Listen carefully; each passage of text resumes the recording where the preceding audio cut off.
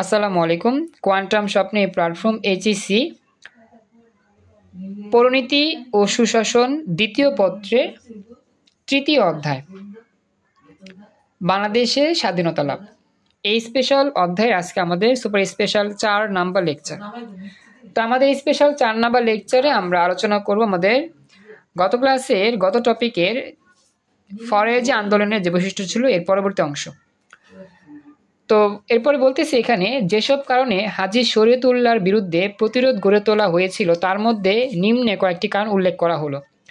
হাজী শরীয়তুল্লাহ ছিল যে আমাদের ফরেজি আন্দোলন, সেই আন্দোলনের একজন নেতা। তো শরীয়তুল্লাহর বিরুদ্ধে প্রতিরোধ করার জন্য কিছু কিছু মানুষ লেগে পড়ছিল। তো তারা কেন লেগে পড়ছিল সেই বিষয়টা আমরা মনে রাখবো। 1 নাম্বার, জমিদারদের স্বার্থ সিদ্ধির পথ বন্ধ হওয়া। জমিদারি যারা ছিল হিন্দু জমিদার, ফরেজি আন্দোলন হওয়ার ফলে হিন্দু জমিদারদের অনেকটা সুযোগ সুবিধা নষ্ট হয়ে যায়। মানে হিন্দু জমিদাররা অনেক দুর্নীতি করত, টাকা পয়সা লুণ্ঠন করত, তাদের স্বার্থ সিদ্ধির কাজগুলো না এই ফরেজি আন্দোলনের জন্য বন্ধ হয়ে যাচ্ছিল। এই জন্য শরীয়তুল্লাহর বিরুদ্ধে হিন্দু মানুষরা প্রতিরোধ গড়ে তোলার চেষ্টা করছিল যাতে ফরেজি আন্দোলনটা বন্ধ হয়ে যায়। কথা কি বুঝছো? রেসপন্স করো, কথা বইলো। হ্যাঁ স্যার, বুঝতেছি। আচ্ছা, এরপরে হিন্দু জমিদাররা মুসলমান কৃষকদের ওপর বহু অবৈধ কর চাপিয়ে দেয়।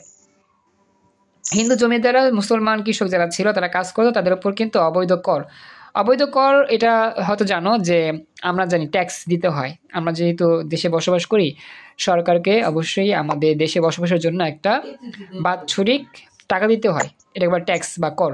তো ওই অঞ্চলে জমিদাররা যা ছিল সব ছিল হিন্দু, আর জমিদারদের আন্ডারে যারা কাজ করতো মুসলমান কৃষক ছিল। তো সেই কৃষকদের উপর জমিদাররা এমনি তো নির্যাতন করতোই, তারপরও এর উপর অতিরিক্ত কর দিতে বলতো যে তোমরা যে চাষাবাদ করতেছো, চাষাবাদের জন্য আমাদেরকে ট্যাক্স দিতে হবে, জমিদারকে ট্যাক্স দিতে হবে। আগে তো ছিল জমিদার, এখন তো সরকার হয়েছে দেশে। আগে জমিদারদের ট্যাক্স দিতে হতো, ট্যাক্স কর না দিলে তারা কৃষিকাজ করতে পারতো না। তো জমিদাররা কী করতো, অতিরিক্ত, যেটা আসলে সহনীয় পর্যায়ে না, দুর্নীতিভাবে কৃষকদের কাছ থেকে টাকা নিত, কর নিত, যে করের টাকা কিন্তু প্রচুর বিশাল ছিল। করের টাকা দিতে গিয়ে যারা কৃষক যারা ছিল তারা কিন্তু হতদরিদ্র হয়ে গিয়েছিল বা না খেয়ে থাকতে হইতো।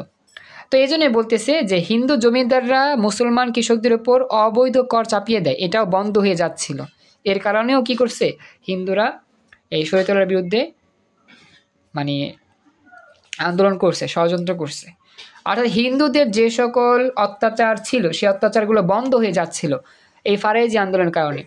আর এই জন্য হিন্দুরা কি করছে, মাথা নষ্ট হয়ে গেছে। এই জন্যই তার বিরুদ্ধে কি করতেছিল, আন্দোলন করতেছিল যে হাজী শরীয়তুল্লাহর বিরুদ্ধে আন্দোলন করতেছি আমরা, তার ফরেজি আন্দোলন মানতে চাই না। কথা কি বুঝছো? 2 নম্বর লাইনটা যা বললাম। জি স্যার। আচ্ছা, জানাতুল মামা জয়েন করছো, থ্যাংক ইউ। তো চেষ্টা করবা এরকম তাড়াতাড়ি জয়েন করার জন্য, হ্যাঁ, দেরি যাতে না হয়। এরপর 3 নাম্বার। জি স্যার, একটু লেট হলো তো, একটু বাইরে গেছিলাম তো। আচ্ছা, সমস্যা নাই। আচ্ছা দেখো, এবার খেয়াল করো, প্রবলেম নাই, লেট হইতেই পারে, স্বাভাবিক। তারপর দেখো রেগুলার ক্লাস করতেছো, খুশি হলাম।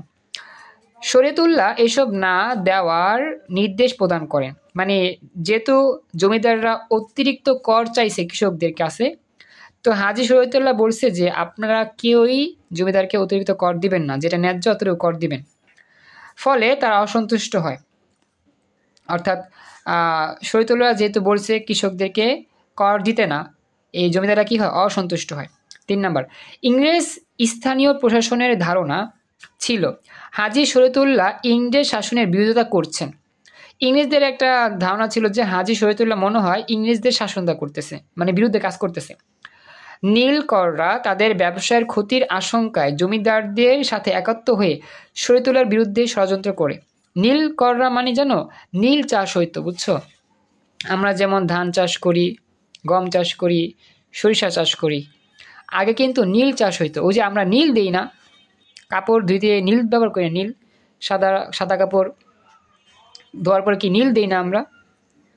বুঝতে পারছো আমার কথা? নীল তো বুঝো, নীল। স্যার আমি মাত্র দিলাম। তুমি মাত্র দিলা? তো এই নীল আসলে চাষ করতে হয়, এই নীল চাষ করার পর নীল ফল থেকে এই নীলটা পাওয়া যায়। তো যেই জমিতে নীল চাষ করা হয় সেই জমিতে ধান চাষ করা যায় না, কারণ নীলের মধ্যে বিষাক্ত পদার্থ থাকে, কেমিক্যাল থাকে। তো নীলকররা ছিল একটা ব্যবসায়ী। তো তারা কি করতো, কৃষকদেরকে জোর করে কৃষি কাজ করাইতো, নীল চাষ করতে বলতো, ধান গম এগুলোর বাদে নীল চাষ করতে বাধ্য করতো। তো নীলকররা কিন্তু যখন ফরাজি আন্দোলন হয়েছিল, নীলকরদের মাথায় হাত। কারণ কি, ফরাজি আন্দোলন বলছে যে এই ন্যায্য যেই পণ্যগুলো আছে, যেগুলো আমাদের ভোগ্য পণ্য, যেগুলো আমাদের দৈনিক চাহিদা মেটায়, যে পণ্যগুলো ধান গম এগুলো রোপণ করবা, এগুলো চাষাবাদ করবা। তো নীলকররা কিন্তু এখানে ভয় পেয়ে গেছিল যে নীল চাষ যদি না হইতো তাদের ব্যবসা লস হইতো। তো নীলকররা তাদের ব্যবসার ক্ষতির আশঙ্কা করতেছে বিধায় এই নীলকররা কি করছে, জমিদার হিন্দুর সাথে হাত মিলাইছে এবং একসাথে হয়ে তারা হাজী শরীয়তুল্লাহর বিরুদ্ধে ষড়যন্ত্র করছে। কথা বুঝতে পারছো? হ্যাঁ স্যার। আচ্ছা, এরপরে 5 নাম্বার, কঠোরভাবে ধর্মীয় সংস্কার করায় এক শ্রেণীর মুসলমান নেতাও তাকে সমর্থন করেননি। দেখছো, হিন্দুদের কথা তো বাদ দিলাম, হিন্দুরা তো করবই, মুসলমানদের উপর শত্রু, কিন্তু কিছু মুসলমান নেতাও আছে যারা কিনা এই মুসলমান মানুষের উপর ষড়যন্ত্র করতেছে। কেন? হাজী শরীয়তুল্লাহ বলছে যে আমাদের ধর্মীয় আইন ভালো করে মান্য করতে হবে, নারীদের পর্দা করতে হবে, পুরুষদের বিজনেস করতে হবে সৎভাবে, এই বিষয়গুলো কঠোরভাবে তিনি চালু করছিল। কিন্তু কিছু কিছু মুসলমান নেতারাও এটা সহ্য করেনি। এটা হচ্ছে একটা অবস্থা। তো এদের অন্যতম ছিলেন মাওলানা কেরামত আলী জৈনপুরী।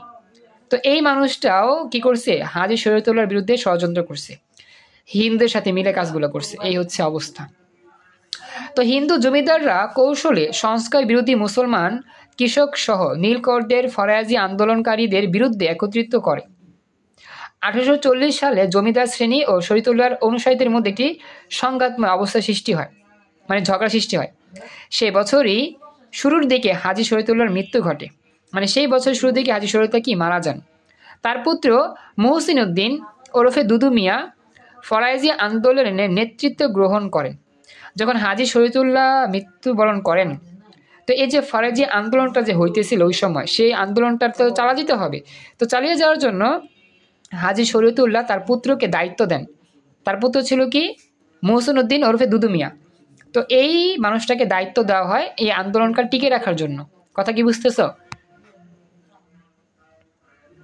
জান্নাত জয়েন করছো, থ্যাংক ইউ। কথা বইলো, বুঝতেছো আমার জি কথা? স্যার বুঝেছি। আচ্ছা, এরপরে নেক্সট।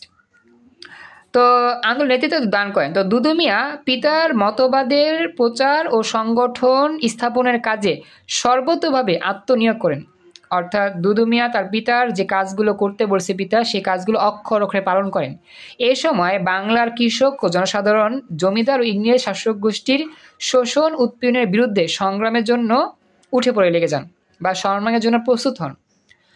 দুদু মিয়া ধর্মীয় সংস্কার আন্দোলনের পাশাপাশি জমিদার শোষণ, বিদেশি ইংরেজ শাসনদের বিরুদ্ধে পিতার সংগ্রামের অব্যাহত রাখেন। অর্থাৎ পিতা যে কাজটা করতে যেতে পারে নাই পরিপূর্ণভাবে, পুত্র সে কাজটা করার জন্য চেষ্টা করতেছিল। এই হচ্ছে ঘটনা। কথা কি বুঝছো এতটুকু? হ্যাঁ স্যার বুঝছি। তো আমাদের জি স্যার। হাজী শরীয়তুল্লাহর বিরুদ্ধে ষড়যন্ত্র করার এই যে 5টা পয়েন্ট মুখস্থ করে লিখবা, দেখাবা আমাকে। আর হাজী শরীয়তুল্লাহ মারা যাওয়ার পর তার তার ছেলে কিভাবে এই কাজগুলো করছে এইটাও মুখস্থ করবা, এটাও মুখস্থ, এটা মুখস্থ লিখবা। এখন আসি আমরা প্রভাব। ফরায়েজি আন্দোলনের প্রভাব। 19 শতকের বাংলার মুসলিম ধর্মীয়, সামাজিক, অর্থনৈতিক ও রাজনৈতিক জীবনে ফরায়েজি আন্দোলন এক বিশেষ গুরুত্ব বহন করে। এই আন্দোলনের প্রভাব ছিল 1 নাম্বার, ফরায়েজি আন্দোলন বাংলার জনগণের ইংরেজদের বিরুদ্ধে সচেতনতা বৃদ্ধি করে। অর্থাৎ ফরায়েজি আন্দোলনের ফলে বাংলার জনগণ, বাংলা বলতে ভারতবর্ষ আর কি, ভারতবর্ষের জনগণদের একটা সচেতনতা বৃদ্ধি করে। কিসের সচেতনতা? ইংরেজদের বিরুদ্ধে। কারণ ইংরেজদের কিন্তু শোষক ছিল, তারা কিন্তু শাসন করছে 200 বছর ভারতবর্ষে। তো ফরাজি আন্দোলনের ফলে বাংলার জনগণরা সাহস পায়, ইংরেজদের বিরুদ্ধে আন্দোলন করার একটা সাহস পায়। কথা কি বুঝছো? কথা জি বললো। স্যার জি স্যার ওকে, তো এটা হচ্ছে ফরাজি আন্দোলনের একটা উপকার। 2 নাম্বার, ফরাজি আন্দোলন সমাজের শোষিত নিপীড়িত মানুষকে সোচ্চার করে। ফরাজি আন্দোলনের মাধ্যমে সমাজে যারা অত্যাচারিত হয়েছিল, নিপীড়িত হয়েছিল, সেই সকল মানুষরা আস্তে আস্তে সোচ্চার হয়, সচেতন হয়। 3 নাম্বার, ফরাজি আন্দোলন নীলকরদের অত্যাচার ও শোষণ থেকে মুক্তি পাওয়ার আন্দোলন সৃষ্টি করে। ফরাজি আন্দোলনের ফলে কি হয়, নীলকররা কিন্তু মাথায় হাত, নীলকরদের নীল চাষ বন্ধ হয়ে যায়, যার ফলে নীলকরদের অত্যাচার ও শোষণ থেকে মুক্তি পাওয়ার আন্দোলনের একটা বীজ তৈরি হয়। 4 নাম্বার, ফরাজি আন্দোলন ধর্মীয় সংস্কার থেকে কৃষকদের অধিকার আন্দোলনের রূপ লাভ করে। মানে ফরাজি আন্দোলনে ধর্মীয় সংস্কার ছিল, ধর্মীয়ভাবে ভালোভাবে কাজ করতে হবে, সৎ কাজ করতে হবে, এই বিষয়গুলো কৃষকদের অধিকারের যে আন্দোলন ছিল এই আন্দোলনের মধ্যেও চলে আসে। 5 নাম্বার, ফরাজি আন্দোলন মুসলিম পূর্ণ জাগরণের পাশাপাশি ব্রিটিশ বিরোধী আন্দোলনের রূপ নেয়। অর্থাৎ আমাদের এখানে ফরাজি আন্দোলন কোন কোন আন্দোলনের প্রভাব ফেলে সেই বিষয়টা উল্লেখ করছে। তো যতটুকু আলোচনা করছে আমাকে একটু জানাও, বুঝতে পারলা কিনা? জি স্যার জি স্যার বুঝছি। আচ্ছা, তো তোমাদেরকে বলি, আজকে আমরা বেশিক্ষণ ক্লাস করতে পারলাম না, এতটুকু ক্লাস আজকের মতো থাকবে। আজকে আর কোনো ক্লাস নাই।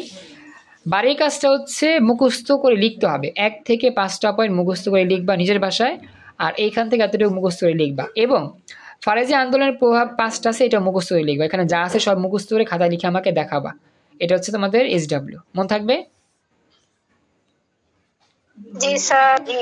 আচ্ছা, তো আজকের মতো আমাদের ক্লাস এখানেই কমপ্লিট। আজকে আরও কোনো ক্লাস নেই। তোমাদের পরবর্তী ক্লাসগুলো কী হবে, ICT ইংরেজি খুব শীঘ্র জানা দেবো ইনশাল্লাহ, ওয়েট করো। আর অবশ্যই নিয়মিত তাড়াতাড়ি ক্লাস করো, আর ক্লাস মিস দিও না। তো কারো কোনো প্রশ্ন থাকলে আমাকে বলতে পারো। কার কোনো প্রশ্ন আছে এখানে? না স্যার। আচ্ছা, তো আজকে এই পর্যন্তই। ভালো থেকো। আসসালামু আলাইকুম। আল্লাহ হাফেজ।